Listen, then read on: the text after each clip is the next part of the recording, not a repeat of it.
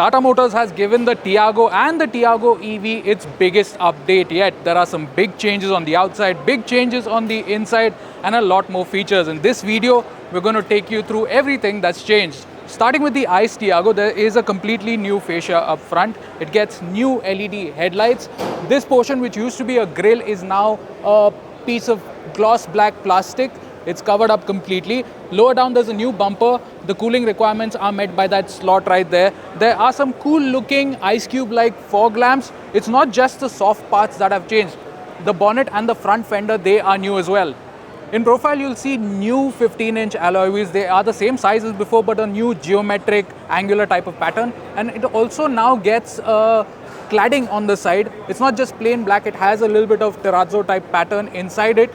From here on back, the silhouette remains largely the same. There are a host of new colors like this coral orange that you see, a little bit of chrome trim on the door handle.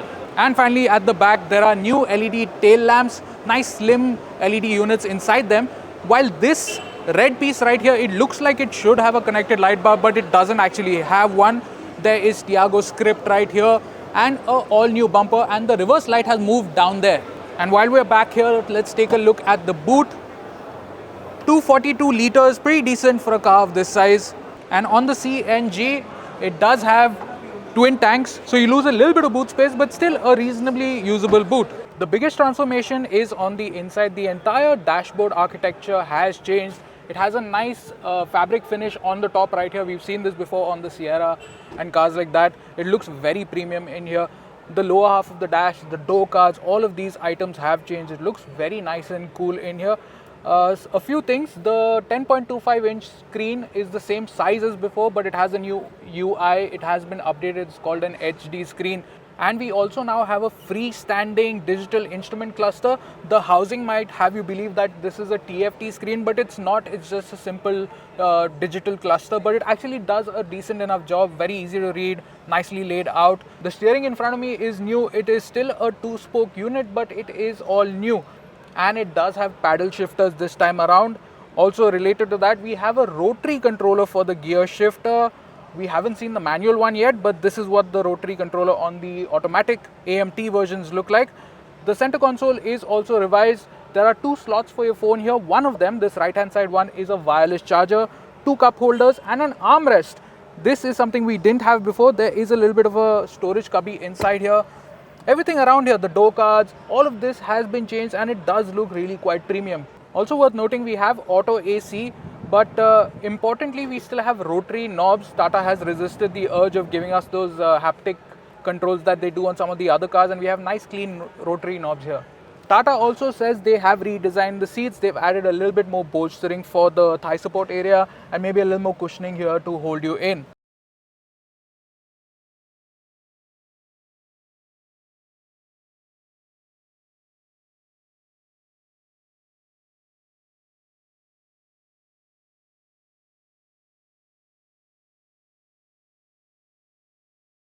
And not much has changed in the back seat. There is new upholstery all around. I'm 5'8" for reference, and I have good enough space for a car of this size. The big change though, we have rear AC vents and a 65-volt charger down there. Mechanically, the Tiago is unchanged, so you still have this 1.2-liter 3-cylinder petrol engine. Can be mated to either a 5-speed manual or an AMT.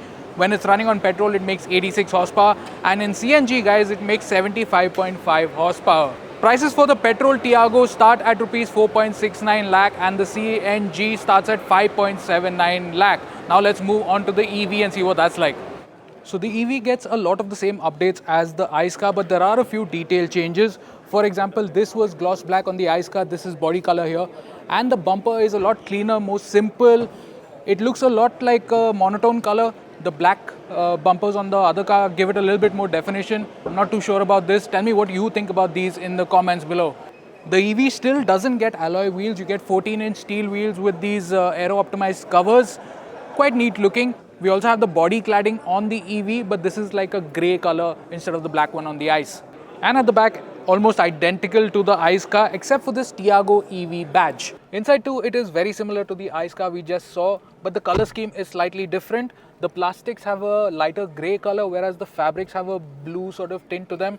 Same screens, same pretty much everything. One thing I've noticed now is that the illuminated logo on the ICE car and on this car, they are no longer illuminated. They are just spelled out in script. Another little thing, there are a few small detail changes, like for example the switch gear here, they are of the round kind that we've seen on the Sierra. Quite nice to use actually, and instead of the switches that we have on the ICE, we have toggle type switches for the windows, which are quite cool. Overall, otherwise pretty nice, same as the ICE car. And finally, a very big update in terms of safety. 6 airbags are now standard across the range, be it petrol, be it CNG or the EV, 6 airbags now standard.